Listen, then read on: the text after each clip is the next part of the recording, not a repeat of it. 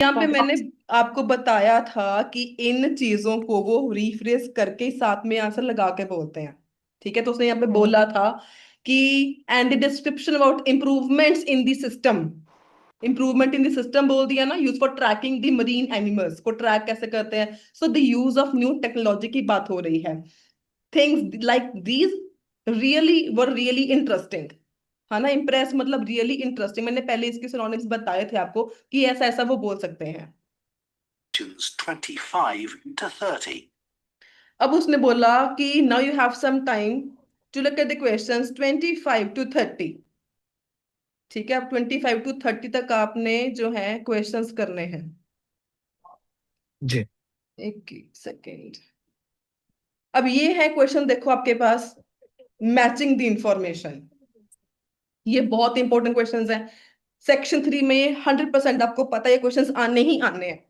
अब इसमें आपको क्या चीजों का ध्यान रखना है, सबसे पहली बात इज ये जो आपके पास क्वेश्चन की लिस्ट है ना, ये ऑर्डर में बोलेंगे। पहले बोलेंगे article on invasive line fish, फिर बोलेंगे डॉक्यूमेंट्री ऑन माइक्रोप्लास्टिक्स। एंड ये बोलेंगे भी सेम टू सेम, इसको कभी भी वो रिफ्रेज नहीं करते। क्वेश्चंस को they never rephrase, they only rephrase the answers. अब आंसर्स क्या है, ये वाले आपके पास जो ऑप्शंस है, दीज आर दी आंसर्स कि ए वाले 25 के साथ कौन सा मैच होगा, 26 के साथ कौन सा मैच होगा। ठीक है, जब आपके पास टाइम, अब देखो एक ना आपको और चीज बताती हूँ। हमने जब पीछे क्वेश्चंस किए, वो सिर्फ आपके पास 2 क्वेश्चंस थे, डबल वाले थे, कम ही थे। अगर आपको उसमें 1 मिनट मिला टू रीड द क्वेश्चन, अगर आपने 1 मिनट के पहले पहले उनको पढ़ लिया, उनके कीवर्ड्स मार्क कर लिए, तब भी आपने फटाफट नेक्स्ट इन क्वेश्चंस पे मूव हो जाना है। Try to read these options. जितना स्पीड से पढ़ोगे, जितना ज्यादा पढ़ोगे, उतनी चीजें दिमाग में ज्यादा बैठेंगी, क्योंकि अब आपके पास इसको पढ़ने के लिए सिर्फ 30 सेकेंड्स हैं। सो कोशिश करा करो कि जो पहले आपको 1 मिनट मिल जाता है उसको ज्यादा से ज्यादा यूटिलाइज करो। समझ रहे हो मैं क्या कहने की कोशिश कर रही हूँ। हम्म। ठीक है, अब यहाँ पे आपके पास ऑप्शंस में से आपने कीवर्ड्स को मार्क कैसे करना है। पहला option is this is aimed at a very specialist audience. तो यहाँ पे कीवर्ड कौन सा मार्क करूं मैं, बोलो। M. Audience. Specialist audience. Please specialist audience, ये इतना कीवर्ड आपका बस। और अगेन, कभी भी वो same to same language words नहीं बोलेंगे, they will always rephrase. Okay, next is this is now rather outdated. तो यहाँ पे क्या है, आउटडेटेड मेन वर्ड है, आउटडेटेड, इसको वो रिफ्रेश करेगा। Next is this was an effective description of a new danger. New danger का डिस्क्रिप्शन की बात कर रहे हैं। Next is this suggest possible ways to improve the situation, ways to improve the situation. Next is this does not give a balanced account. यहाँ पे तो negative चीज को जरूर मार्क करो, डज नॉट गिव। फिर बैलेंस्ड अकाउंट, अकाउंट की बात कर रहे हैं। Next is this is too predictable to be useful, भी हमें पता था कि ये इतना यूजफुल हो सकता है। इट इज टू प्रिडिक्टेबल, मतलब हमें ये पहले ही पता था कि इतना यूजफुल होगा, ऐसा। समझ समझ गए। Next is this gives insufficient evidence. B insufficient कम है, सफिशिएंट मतलब इनफ है, इनसफिशिएंट मींस कम है एविडेंस। उसको क्लेम करने के लिए किसी को ये एविडेंस कम है। This gives a clear explanation for the of the problems. यहाँ पे है clear explanation of the yes. Problems. तो जब भी आपने ये करने हैं, do not read these options, questions नहीं पढ़ने आपने, बस आपने ओपिनियंस जो ऑप्शंस है इसको पढ़ के इसमें से कीवर्ड्स मार्क करने हैं।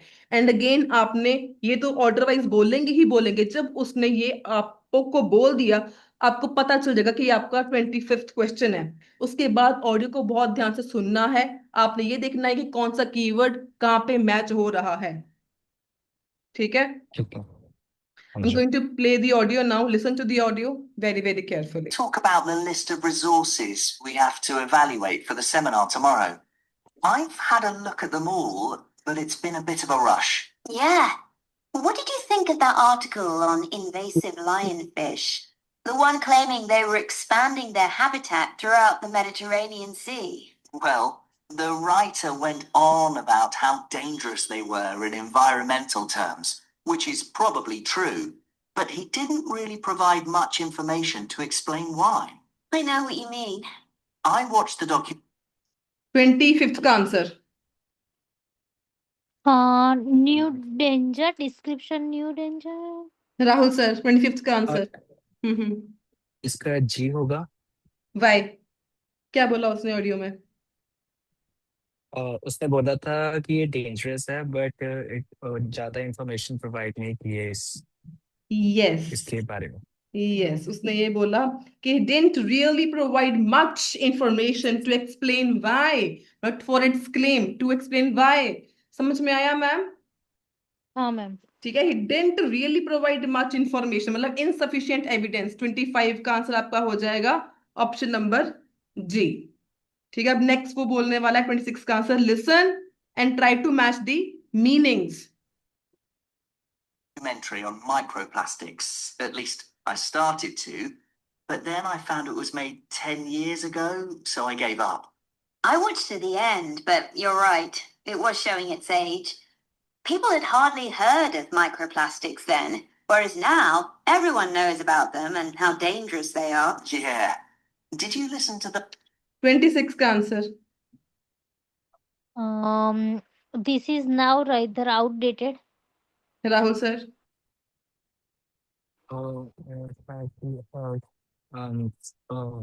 आउटडेटेड। यस, इसका आंसर है this is rather outdated, it is B. लेकिन उसने बोला क्या था? Why at least started to, but then I found it was made 10 years ago and so I हाँ। gave up। ये काफी पुराना था। फिर उसने दूसरे ने भी बोल दिया कि yes it was showing its age, so ये outdated था। इसका आंसर इज 26 का आंसर इज बी। हाँ। नेक्स्ट है podcast on ocean pollution. podcast on ocean pollution? I didn't get anything out of it though. Most of it was stating the obvious. Yes.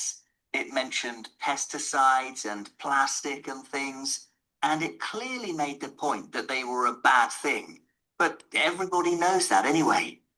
Did you read 27 का answer, Just hurry up. suggest solution to हाँ जी, 27 का answer, Rahul sir. D. No, The suggest for no, then description वाला, no description वाला क्या था? Ineffective, no danger वाला भी नहीं था। Predictable to be useful. Yes, इसका answer is F. It was too हाँ। Predictable to be useful, because उसने ये बोला कि everybody already knew that, already उसने बोल That- दिया एवरीबडी हाँ। Already knew that. ठीक है, सो इसका आंसर इज एफ। अब नेक्स्ट है book on coastal ecosystems. Listen to the audio carefully. that book on coastal ecosystems? The one by John Harper? Yes. I found it hard going at first. It went into a lot of detail about things like the effects of offshore wind farms and fish farms, but actually, I ended up with a much better understanding of the issues. Yes, I agree. And I thought it was a well-written summary of those. And the हाँ जी, 28 का answer, this Rahul sir. 28 का answer आप बताओ। इसका C है। हाँ जी, C. No, Y D? आपने सुना नहीं ध्यान से? क्या बोला उसने? रिटन समरी के बारे हाँ, वेल समरी रिटन के बारे में समरी के बारे में बात की। एग्जैक्टली क्या बोला उसने? बोला था, उसने बोला yes I agree and I thought it was a well written summary of those. ये बोला उसने। I ended up with a much better understanding of the issues, बहुत क्लियरली उसने बोला था। But actually I ended up with a much better understanding of the issues. तो कौन सा इसमें से पॉइंट मैच कर रहा है? बोलो, हरी आप। Clear explanation H. यस, इसका answer is H, clear explanation of the problems, मतलब much better understanding of the issues.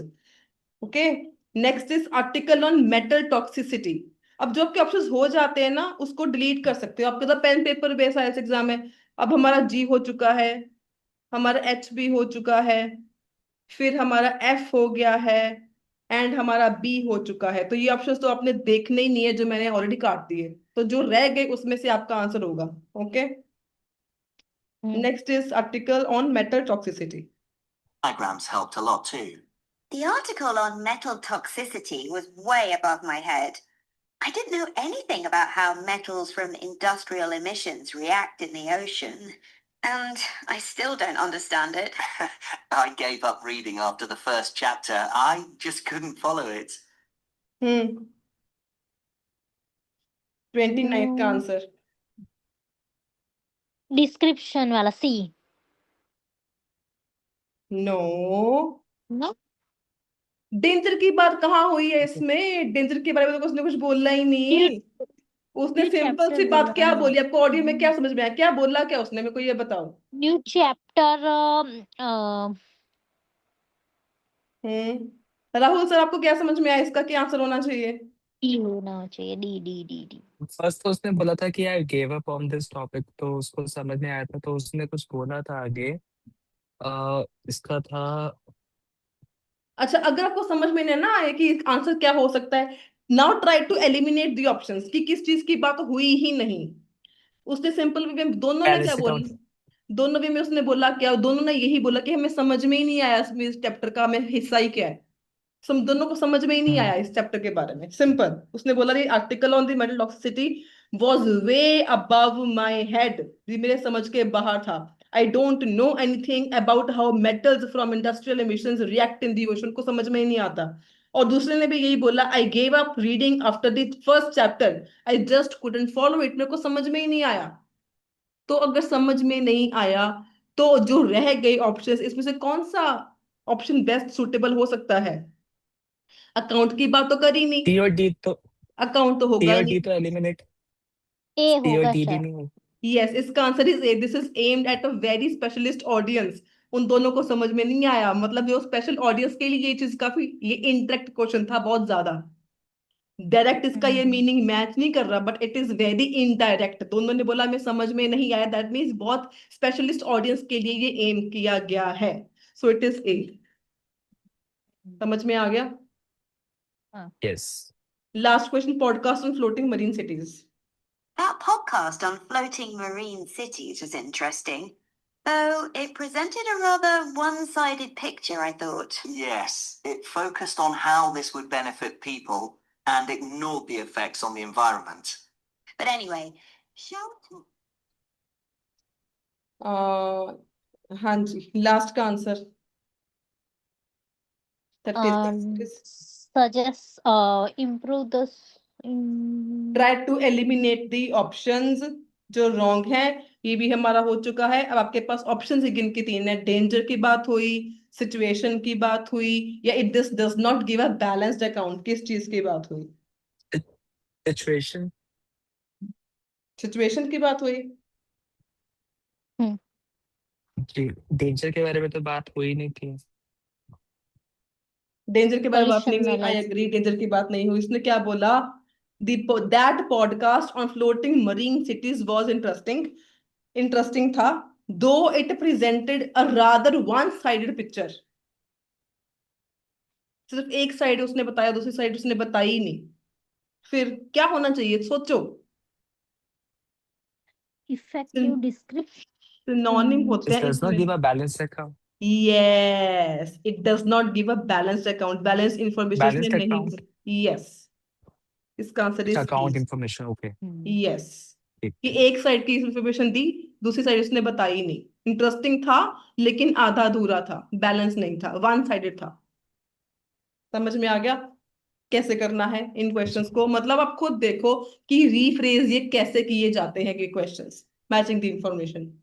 और ये कम से कम पांच जी छह क्वेश्चंस पेपर में आने के चांसेस रहते ही रहते हैं। कम से कम 5 तो आएंगे ही आएंगे सेक्शन 3 में। जी ओके, जी। सो